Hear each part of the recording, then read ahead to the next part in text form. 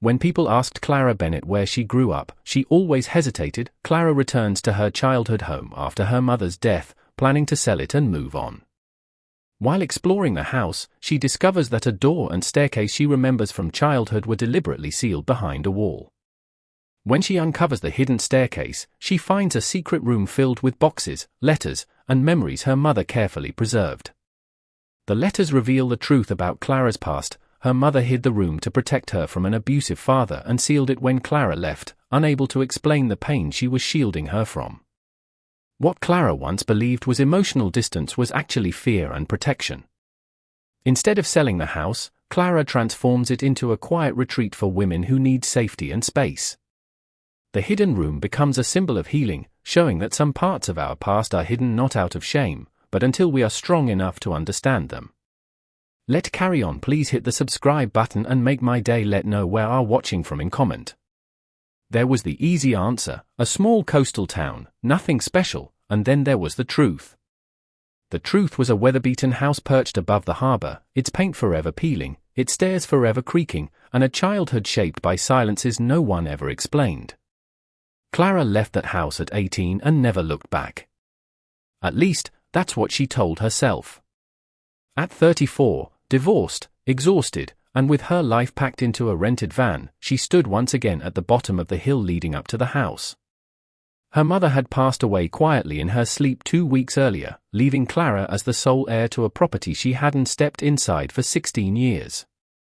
The house looked smaller than she remembered. Or maybe she had just grown tired. She shut off the engine and sat there, hands resting on the steering wheel, listening to the gulls cry above the docks. The sound carried memories she didn't want, her mother humming while cooking, the thud of footsteps overhead, doors closing too softly to be accidental. Just sell it, her friends had said. Take the money and move on. Clara intended to. She unlocked the front door and stepped into dust and stillness. The air smelled like salt, old wood, and something faintly medicinal. Every room looked preserved in amber, furniture untouched, curtains drawn just enough to let the light in. Her mother, Evelyn, had always been meticulous. Too meticulous. Clara set her bag down and began walking through the house, opening drawers, checking closets, searching for paperwork. She worked methodically, emotionally detached, the way she'd learned to do everything important in life. Until she reached the staircase. Or rather, until she noticed something wrong with it. The staircase curved upward along the back wall, just as it always had. But halfway up, where there should have been a small landing before the turn, there was nothing. No door. No hallway. Just wall. Clara frowned. She was certain there had once been a door there. As a child, she used to sit on the steps and stare at it, a narrow door painted the same color as the wall, always closed. Whenever she asked her mother what was behind it, Evelyn would answer the same way. Nothing you need to worry about. Clara ran her hand along the wall where the door should have been. Flat. Seamless.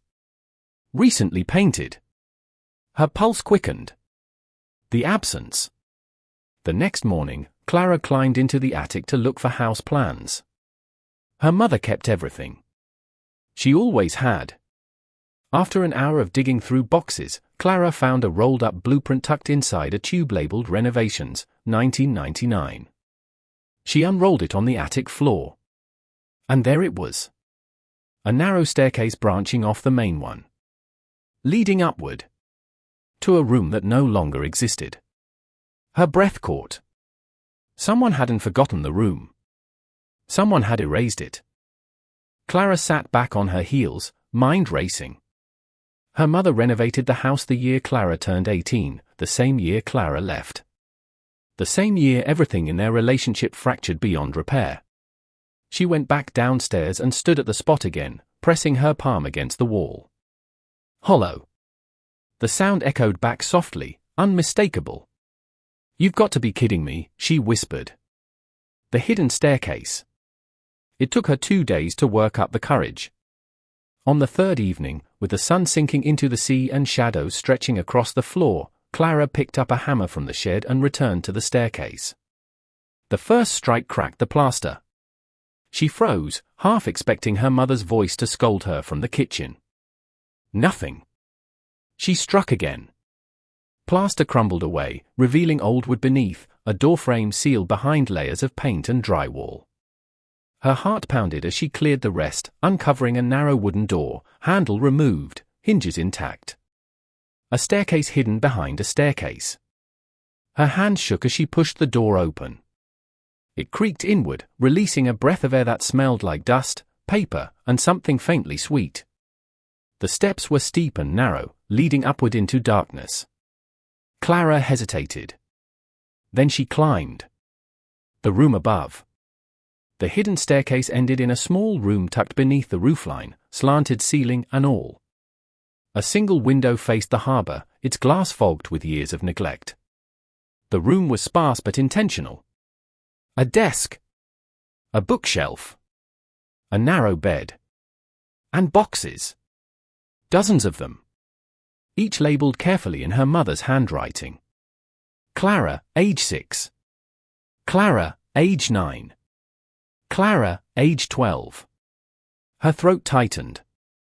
She opened the first box. Inside were drawings. School assignments.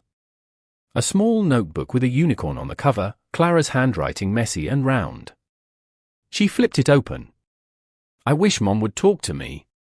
I think Dad left because of me. I'm scared of the noise at night. Clara sat down hard on the bed.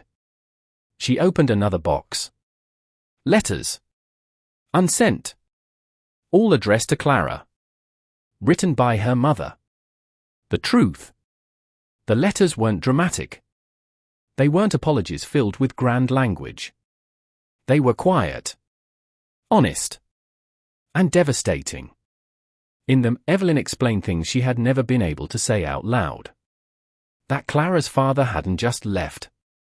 He had been violent in ways Evelyn hid well, ways she shielded Clara from at the cost of her own warmth.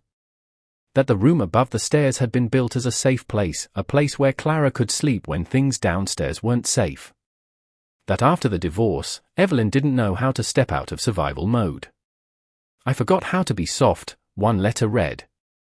I thought protecting you meant becoming stone. The final letters were dated the year Clara left. You are leaving, and I don't know how to stop you without finally telling you the truth. But if I tell you now, you will stay out of guilt, not love. So I am sealing this room instead. If you ever come back and find this place, I hope you are strong enough to forgive me. Clara pressed her face into her hands and cried the way she hadn't cried in years, silently, deeply, without trying to stop herself. Her mother hadn't been cold. She had been terrified. The decision. Clara spent the next week in the hidden room, reading everything her mother left behind. The house felt different now, less heavy, less hostile. She stopped rushing to sell it. Instead, she repaired the window upstairs. Cleaned the dust. Opened the door and let light flood the staircase that wasn't supposed to exist. Neighbors began stopping by. I thought that space was sealed off, one said. We always wondered what happened to it. Clara smiled politely. So did I. But she knew now. The new purpose. Clara didn't turn the house into a museum. She turned it into a retreat. A quiet place for women who needed space, not therapy, not answers, just rooms where silence was allowed. She called it the upper step. Each guest stayed in the hidden room. On the desk, Clara placed a notebook with a single message written inside. Some rooms disappear because we are not ready for them. If you are here, you are ready now. The first guest stayed 3 nights and left a note behind. I slept without fear for the first time in years. Clara kept that note. She kept them all. The last step. On the final day before reopening the house officially, Clara stood at the base of the staircase and looked up. The door was no longer hidden. It was simply a door. She ran her hand along the railing and felt something settle inside her, not closure, not peace, but understanding. Her childhood hadn't been stolen. It had been protected. Poorly. Imperfectly. But with love. Some stories are hidden not because they are shameful, but because they are fragile. And sometimes, the bravest thing someone can do is build a staircase no one sees, and hope the right person finds it when they are strong enough to climb. Clara turned off the lights and went upstairs, leaving the door open behind her. The house, at last, could breathe.